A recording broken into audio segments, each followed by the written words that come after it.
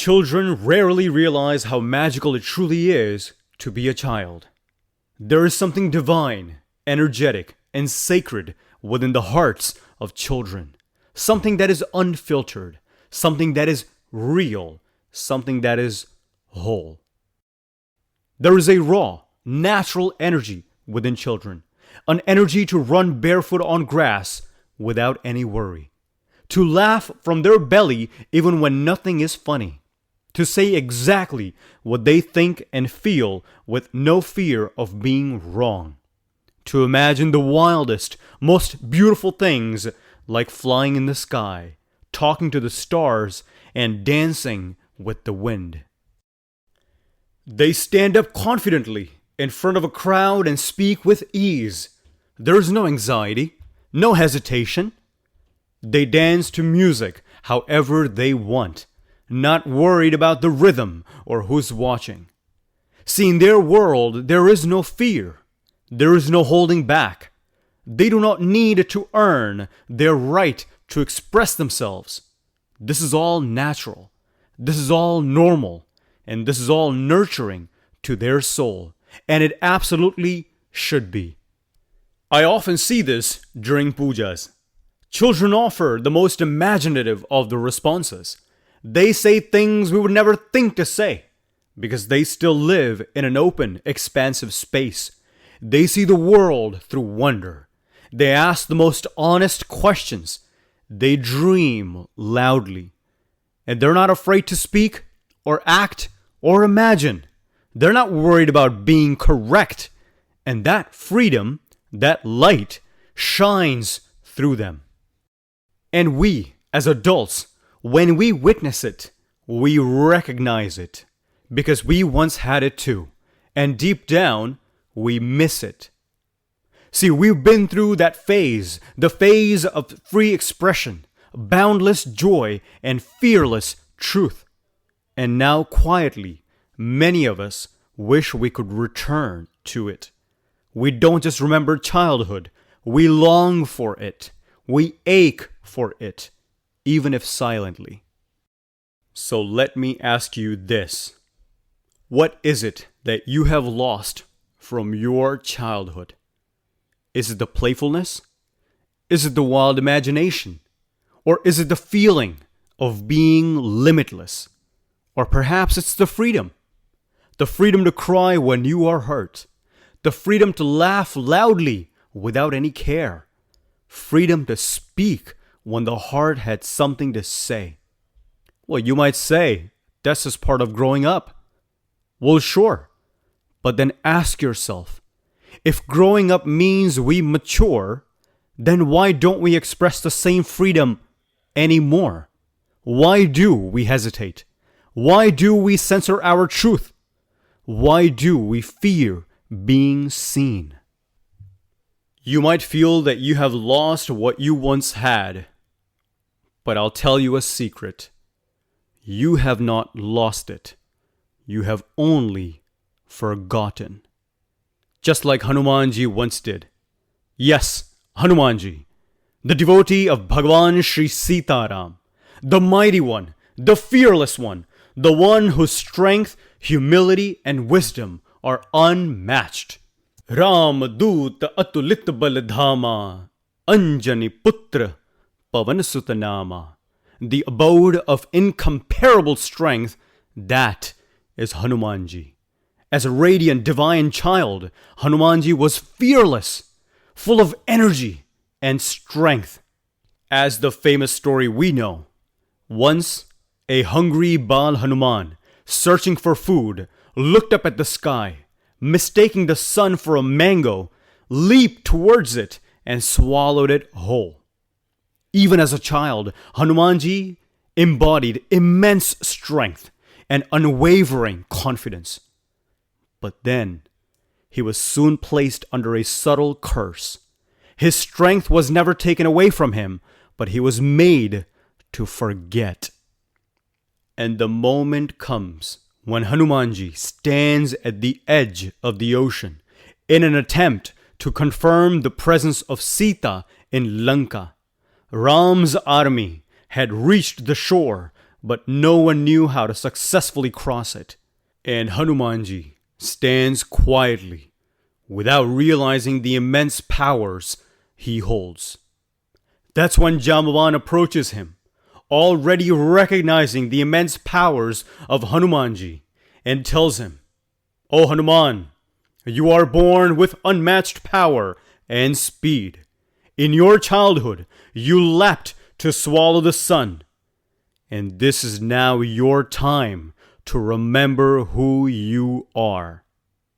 Jāmbavān did not give him strength. He did not perform a miracle. He simply reminded Hanumanji who he was. And that was enough. Hanumanji remembered. He flew across the ocean. And the rest is itihas. Children today are no different. They too are born with that same divine light, fearless with strength and confidence. They come into this world already equipped with courage, creativity, and devotion. And we as adults are the sculptors of their world. But over time, something changes. Not because they outgrow their light, but because they adapt. They adapt to corrections.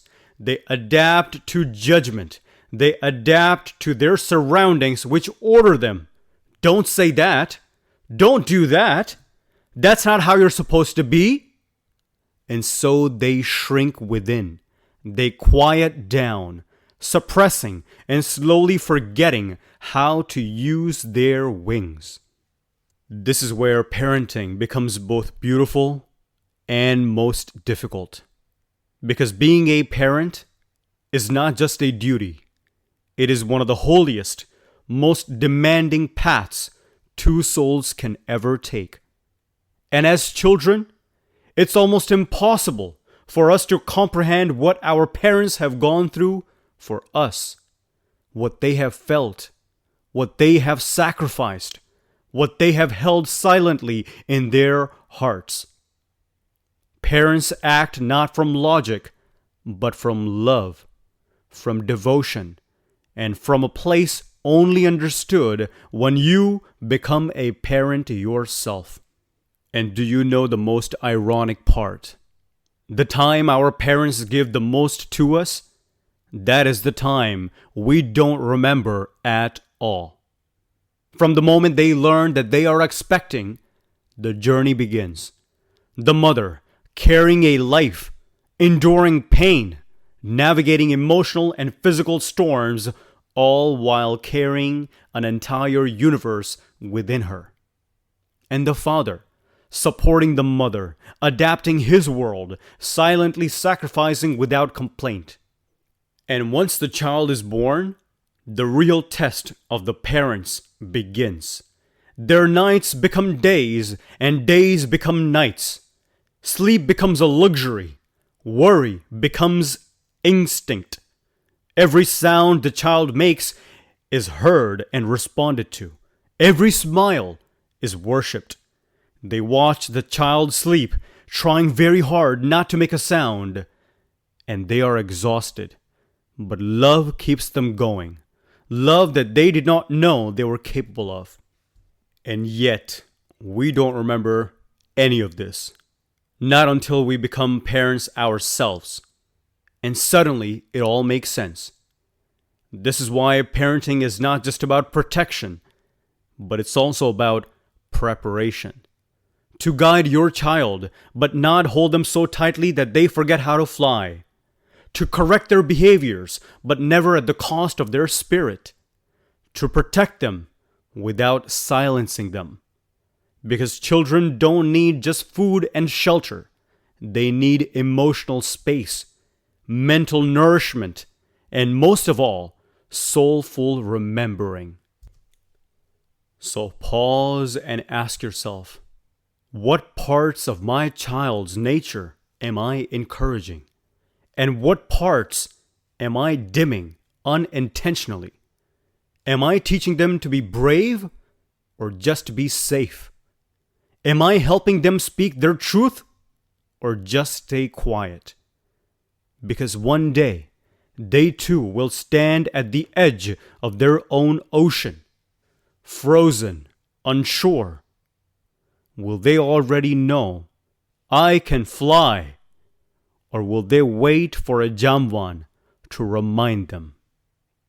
As parents, if you wish to raise great children, become a child again yourself. And I don't mean childish, I mean childlike. Remember the freedom you once had, the curiosity, the honesty, the fearless expression. Children don't just listen, they also observe. They observe how you speak. They observe how you present yourself to others, how you act, how you react, how you treat others, and how you treat yourself. So encourage their strengths. And when you see an ill habit, don't suppress it, guide it, shape it, transform it into purpose.